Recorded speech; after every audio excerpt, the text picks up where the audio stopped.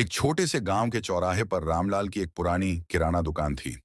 यह दुकान सिर्फ सामान खरीदने की जगह नहीं थी, बल्कि पूरे गांव के लोगों की मिलने जुलने की जगह भी थी।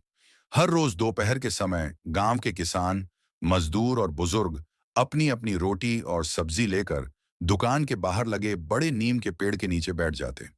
वहां खाना खाते खाते हंसी मजाक, बातें और गांव की खबरें चलती रहती थीं। एक दिन गांव में एक नया युवक आया। उसका नाम मोहन था। वह काम की तलाश में गांव पहुंचा था।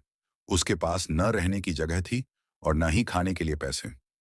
दोपहर का समय था। मोहन भूखा प्यासा रामलाल की दुकान के सामने से गुजर रहा था। उसने देखा कि सभी लोग मिलकर खाना खा रहे हैं। वह दूर खड़ा होकर उन्हें देखने लगा। रामलाल ने उसकी उदास आंखें देख लीं। वह उसके पास गया और बोला, बेटा, लगता है तुम भूखे हो। आओ, हमारे साथ बैठकर खाना खाओ। मोहन झिझकते हुए बोला, मेरे पास पैसे नहीं हैं। रामलाल मुस्कुराया और बोला, यहां खाने के लिए पैसों की नहीं, इंसानियत की जरूरत होती है। गांव वालों ने भी मोहन को अपने बीच बैठा लिया।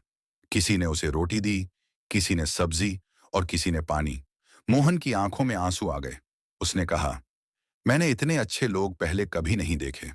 कुछ दिनों बाद मोहन को गांव में काम मिल गया। वह मेहनत से काम करने लगा। धीरे धीरे उसकी जिंदगी सुधरने लगी। एक साल बाद गांव में भारी बारिश आई।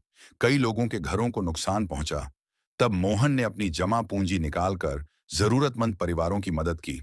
गांव वाले हैरान रह गए। रामलाल ने पूछा, बेटा, तुमने अपनी सारी बचत दूसरों की मदद में क्यों लगा दी? मोहन मुस्कुराकर बोला, जिस दिन मैं भूखा था, आपने और गांव वालों ने मुझे अपनाया था।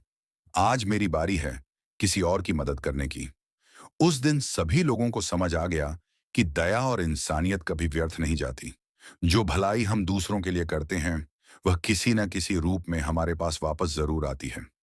सीख: इंसान की असली दौलत पैसा नहीं, बल्कि उसका अच्छा दिल और दूसरों की मदद करने की भावना होती है।